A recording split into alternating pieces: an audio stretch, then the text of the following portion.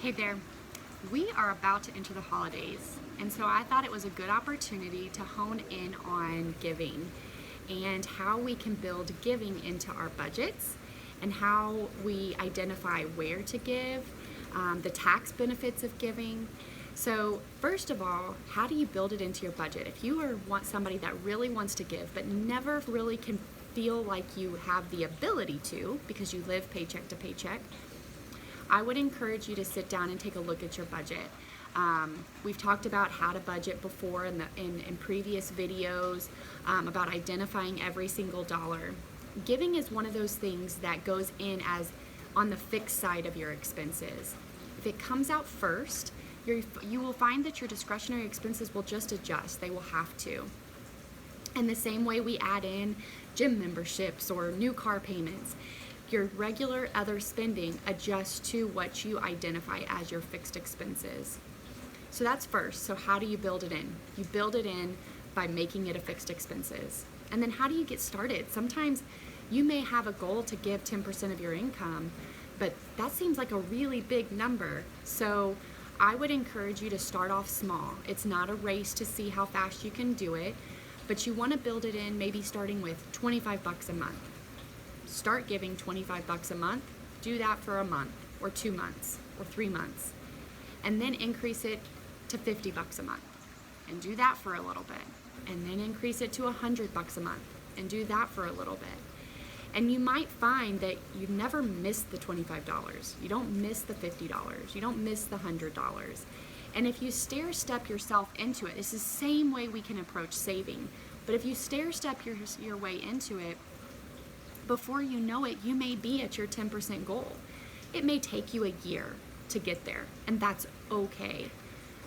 But at least you get started with something, and it's building the habit in the process. So that's how you give, how you start giving, how you build it in, where do you give? So there's lots of ways you can give your finances. We believe giving is of our first fruits, and so you may be in the boat where you want to give to your local church. That's always a good option. The other areas you can give is to other nonprofit charities. They run off of giving. So there's tons here in the Houston area. There's tons all over the country, all over the world that you can give into. I would encourage you to do your research and make sure that the dollars that you're giving are actually being used the way you'd want them to be used, and supporting that organization. Sometimes it's just giving to your neighbor. Maybe you might find out that a friend of yours lost a job, or there was a medical emergency and have some high medical bills. You may have the opportunity to just outright give to somebody. For some reason, this has become such a taboo thing in our culture. I think it's actually been this way for a long time. We don't talk about money with our friends. We don't talk about when we're struggling.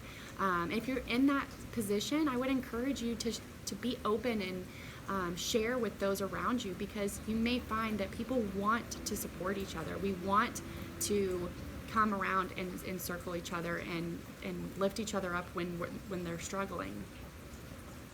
So we've talked about all the different places where you can save, how you begin saving, how you build it into your budget. The last piece I want to talk about, because we are in financial planning and taxes do impact everything, there is still tax benefits to giving. Now, a couple years ago, they changed the standard deduction. I realize I'm speaking some foreign language to you, but they updated the standard deduction. That's how much you can deduct off of your taxes. So if you're single, it's a specific dollar amount. If you're married, it's about double. If you're head of household, it's a slightly different number. That number was increased a few years ago. And what ended up happening is a lot of people stopped giving because they realized that they would have to give so much more to actually take the itemized deduction, which is a way, if you have extra giving, if you have high interest on your mortgage, if you have lots of sales tax, if you have high medical expenses, those types of things go on an itemized deduction. So if you actually are giving a significant amount of money, you can still take the itemized deduction. It's just a bigger number now. So unfortunately, what we saw is people realized they could take the standard deduction and had no need to give anymore. And that's such a shame, because there are so many organizations out there that depend on those giving dollars. So, as I mentioned at the beginning, I know we're getting into the holidays. I know giving's forefront of your mind. If you're interested in figuring out how to build giving into your budget and you need some help with that, give us a call, 832-856-2825. We would love to sit down with you and help you build that out. Next at Financial Transitions, I can't wait to hear from you.